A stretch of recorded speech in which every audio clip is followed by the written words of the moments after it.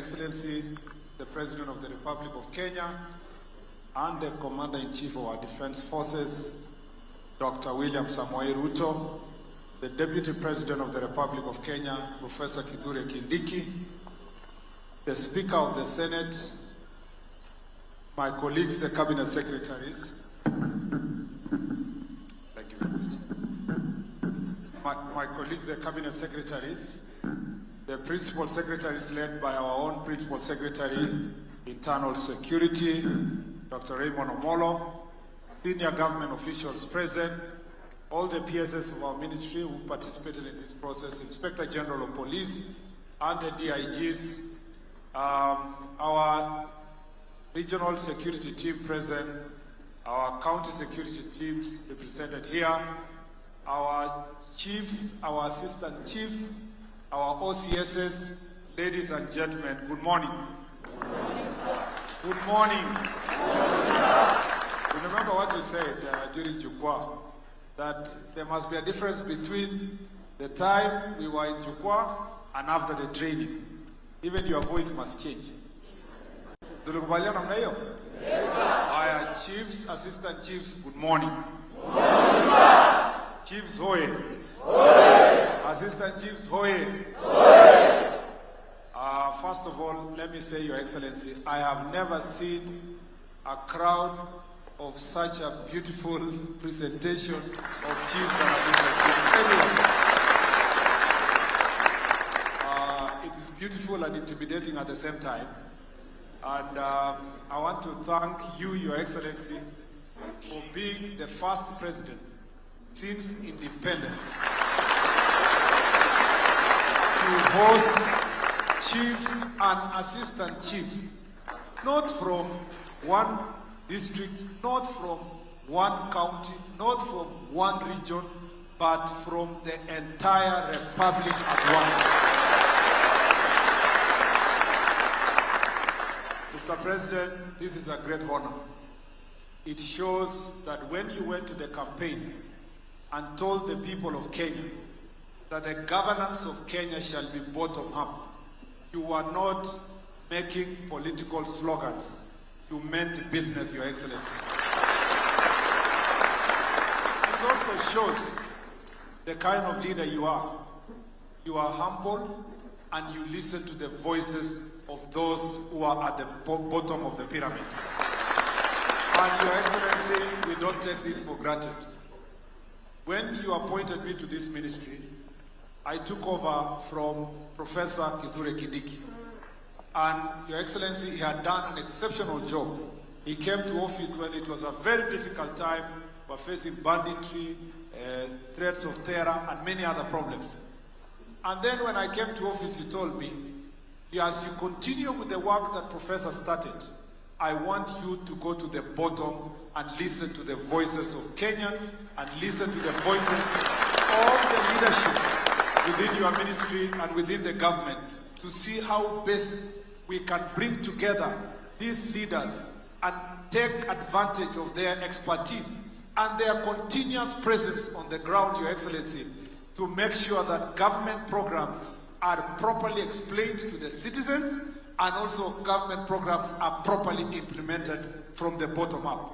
Your Excellency, I did exactly that. And we had 48 Jukwaa la Usalama Forum, Your Excellency. Thanks to your leadership and guidance, I now have the privilege of having spoken, sat, listened to chiefs, assistant chiefs, village elders, OCSs, in every part of our country, Your Excellency, including in Mandera, where we held 2 meetings. One in Mandera town and another one in Elwak. And it was a great privilege to sit and listen to the voices of these people. Your Excellency, when I told these leaders that this was not a talk show, the President was waiting for a report, an update.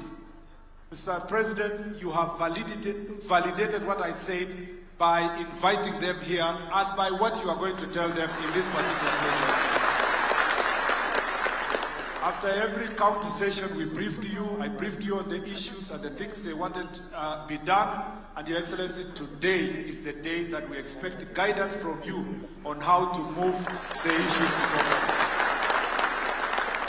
Your Excellency, during this forum, we had over 60,000 people attending, which included the chiefs, the assistant chiefs, the village elders, representatives of community, civil society.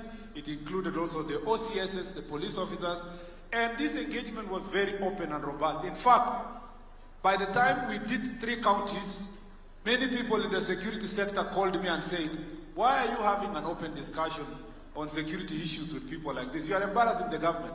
People are talking about officers they don't have. They are talking about fuel they don't have. They are talking about these are the issues that they don't have. Why are you making this open? And we said, Your Excellency, this is the state of our nation, where if we must solve a problem, it must start by listening to those who are facing those problems. And because I am not the person who started this process, you started it when you were campaigning prior to 2022, listening to the people. We wanted to make sure that as much as possible, the report we bring to the people of Kenya is authentic, particularly on the issues we are facing as a nation. Let me say a summary of the security challenges we are facing as a nation is as follows. 1, Your Excellency, we continue facing the challenge of terror around our borders, and that is an issue that we continue managing. Our security teams are working hard, and we appreciate the chiefs and assistant chiefs that cover the areas affected because they are working closely with the police to make sure that this issue is addressed. Number 2, Your Excellency, we continue facing the challenges of banditry.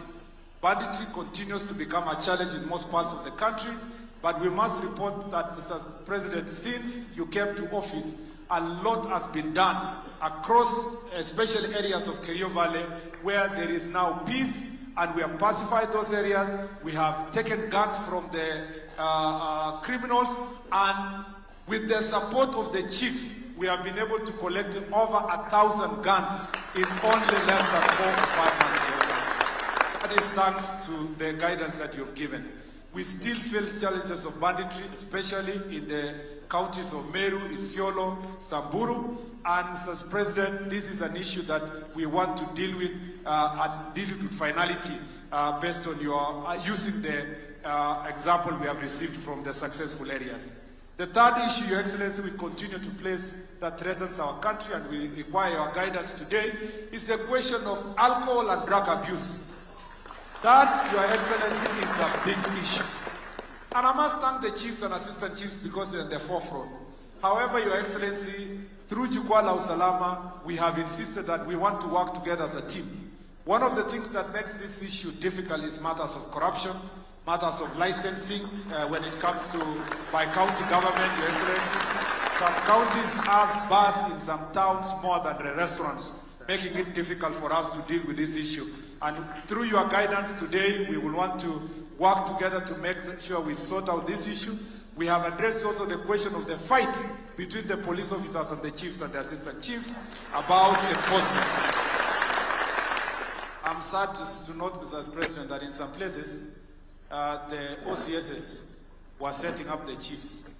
You know, because they have taken a bribe from the person who is selling the alcohol, they set up the chief and they tell the other people, let them just do it. We will not take this matter to court, or if the chief is beaten, we are not going to help them. So some of the chiefs are failing a lot of threats. That's why they are asking you, Mr. President, if you can help them, we operationalize GAPU, National Government Administration Police Unit, to be able to solve this issue. Because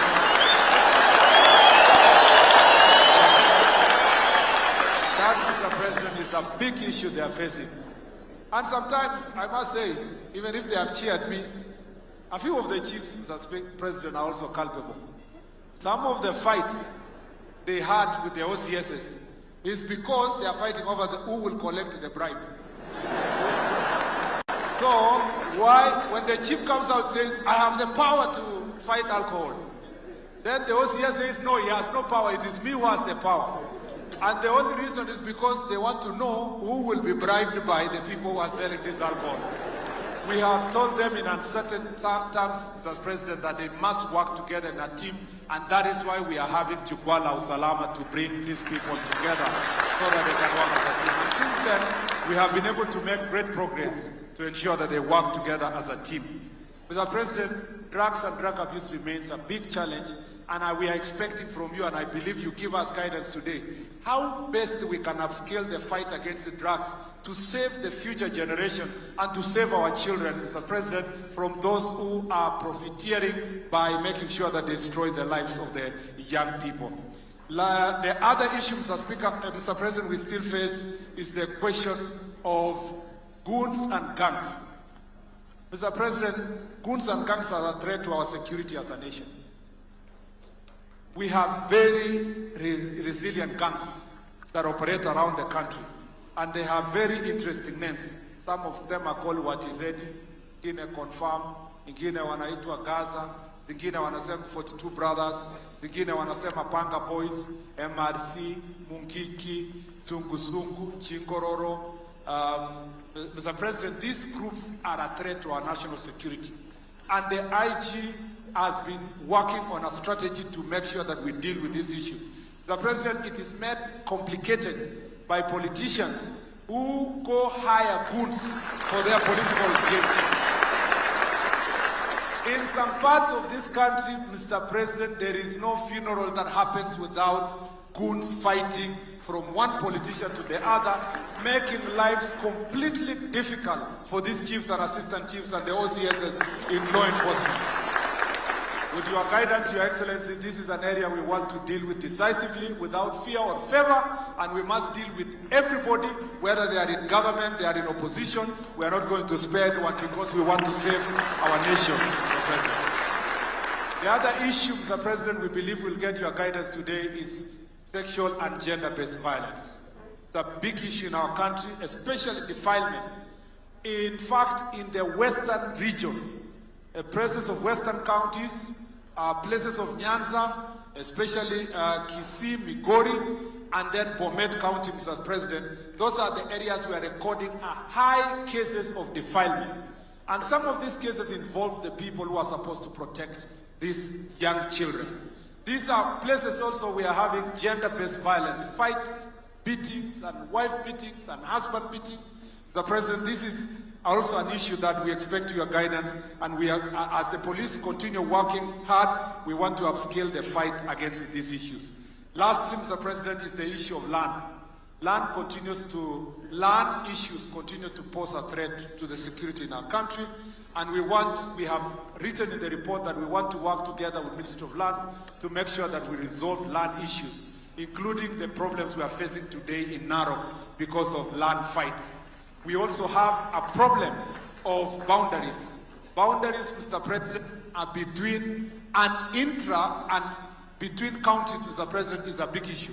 Whether it is Kitui versus Tana River, whether it is Lamu versus Garissa, whether it's Taita Taveta versus Kwale, whether, Mr. President, between Pokot and Turkana, whether it is between Machakos and these other places, boundaries becomes an issue. And we believe that if we work together going forward, we need to locate the geomaps. It's even made worse when minerals are discovered, like the case of West Pokot and Turkana County. It gives us and poses security challenges in our country. Lastly, Your Excellency, I want to say that these officers, I don't want to repeat the issues that these officers have raised. You already have them that are related to their welfare. Mr. President, you have Your Excellency, unajua, for many years, our chiefs wamekuwa wakitafuta promotion na mambo mengine. Sasa tumekuwa tukiambia hawa, ngojea kidogo training, ngojea kama una training utapromotiwa na mna. Sasa jana uliona vile wala match kwa parade, Your Excellency. Wanataka kusikia kwa wewe baada ya hiyo match kwa hiyo parade ni nini itafanyika kwa maisha yao baada ya hiyo. Sasa rais, unajua wakati parade ilikuwa inaendelea, kuna chief moja alikuwa kwa sababu ya jua na nini na safari ametoka mbali, one of them fainted kwa parade. So paramedics wakakuja kumsaidia. Wakati alikuwa amesaidika, amekutuka, akaambiwa ingia kwa ile stretcher upelekwe for first aid. Akakataa, akasimama tena kwa parade, akaendelea mpaka ikaisha. I want to thank you. That means, first of all, let me say it is that chief did that because they value this training, Your Excellency. They have been here for many years about the training. We want to thank you, Your Excellency, for availing the resources immediately for their training, and that, Mr. President, you listened to their voice, you gave the resources. Now we have trained nearly 6,000 chiefs and assistant chiefs. We have trained the 800 SCCs, and when you came for the graduation of SCCs, you gave directions. We trained another 400 SCCs who are currently under training, Your Excellency, because you mean business and your word, Your Excellency, is your bond. You believe in what you say, and you have said so, and we have trained these chiefs and the assistant chiefs. Thank you, Your Excellency, for doing so. There are also a small matter, Your Excellency, that is related to their authority to incur expenses, Your Excellency.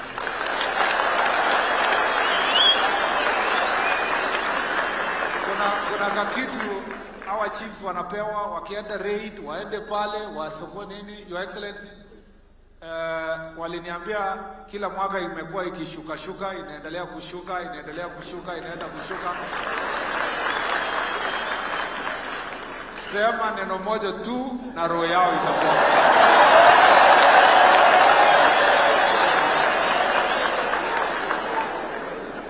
Your Excellency, kwa mambo ya insurance yao na work injury benefits, Your Excellency, most of these chiefs are in the forefront. Wanapigana na pombe, mtu ya pombe anawapeleka kotini. Saa zingine wanapigwa na goons wakienda kupigana na pombe. Kuna hata chief alituambia huko Butere alipigwa huko kwa River Nzoia huko akingangana na pombe. Kuna wengine wanaumia wakiwa kwa kupigana na banditry. Your Excellency, we need to improve the compensation that comes to all the chiefs and assistant chiefs who suffer in line of duty, and they need to be compensated in good time. Your Excellency, all the other issues related to housing, related to mambo ya police, our police officers and their housing, their welfare, their promotion, motor vehicles, na mambo mengine yenye iko hapa. Nataka nimalizie tu na story moja nilipewa huko Makweni. Kwa mambo ya magari, Your Excellency. Tuliambiwa na ACC moja ya kwamba alienda kazi siku moja, amepanda ACC na ni mama, amepanda motorbike, anaenda baraza kubwa sana, akapanda bodaboda. Wakati alikaribia ile baraza yenye ilikuwa kubwa, wananchi wameketi chini. Ule mwenye anaendesha bodaboda akaweka madoido. Sasa nataka kuonyesha amelete mama mwenye ni ACC. Ni tu ya maana. Kwa hiyo madoido, Your Excellency, ACC akaanguka. Nasikia mtu mmoja akashout kwa crowd akasema serikali imeanguka. Your Excellency, ili kuokoa serikali, tunakuomba rais utusaidie kutafuta magari na kusaidia hawa kutumia wakati wakifanya kazi yao hapo kwa mashinani. Ya mwisho ni kusema kwa mambo ya housing, ulisikia kwa yule alikuwa kwa ACC mwenye alikuwa pale. Most of our ACCs are living behind shops, behind places that are very dingy, and we want your help, Your Excellency, to make sure that they have better facilities. I have said too many things. This is just a summary of what is in the report. We wanted to make it as brief as possible. It is now my greatest honor and duty to welcome the President so that he can respond to the report that he already read and give directions on this issue, Your Excellency. Sorry, I thought, Your Excellency, pole kwa kupita hapo. Tuko na hapa, let me first introduce. Tuko na hapa, Your Excellency, and the Speaker of the Senate, Pikieni Makofi. Speaker Amason Jemasi. He is here on behalf of Parliament, on his colleague, the Speaker, to make sure that this, the entire report is going to be implemented where we need policy issues to make sure that it's been sorted. We have my colleagues, the Cabinet Secretaries. I want to thank them. Cabinet Secretary Miano, Cabinet Secretary Oparanya, Cabinet Secretary Ruku, Cabinet Secretary Alfred Mutua, Cabinet Secretary Mikosa Ogamba, and Cabinet Secretary Liki Nyanjui. Thank you very much for being present. I want to recognize our PSs and the work they did, Your Excellency, PS Raymond Omolo, and PS Beliomi Sar, and PS Dr. Biako, and all the PSs who are present here. The three of them participated fully, Your Excellency, in ensuring that this report is successful. the IG of the police, the DIGs. Where the IG was not there, he made sure that the DIG, at least one of the DIGs, is representing in the Jukwaa la Usalama. I want to thank the committee, the two committees, Your Excellency, are full supporting us, committees of parliament, chaired by National Assembly, chaired by Gabriel Tongoya, our very able chair, Your Excellency, from the National Assembly, and all the members of parliament who are here. And I want to recognize also Fatuma Dulo, who is the chair of the committee in the Senate, for being present. Fatuma Dulo is a former Ngao. She was an SEC, Your Excellency, and she knows what's supposed to be done. And finally, I want to thank the Majority Leader, Honorable Ichung'wa, on behalf of all the members of parliament who are here, that they will help us to make sure that where we need resources, Your Excellency, you will guide us in this issue. Your Excellency, it's now my pleasure to welcome my former teacher, Your Excellency, Professor Kithure Kindiki was my teacher. Professor Kindiki was my boss in the Senate, and Professor Kindiki was the immediate Cabinet Secretary for Interior and National Administration. And Professor Kindiki set a very firm foundation in terms of what we are doing with this ministry at the moment. Because of the work he has done and he continues to do, Professor Kindiki ni fire. And therefore, it is my greatest honor and duty to welcome him so that he can make a few remarks and invite you, Your Excellency. I thank you, Your Excellency. Welcome, Excellency.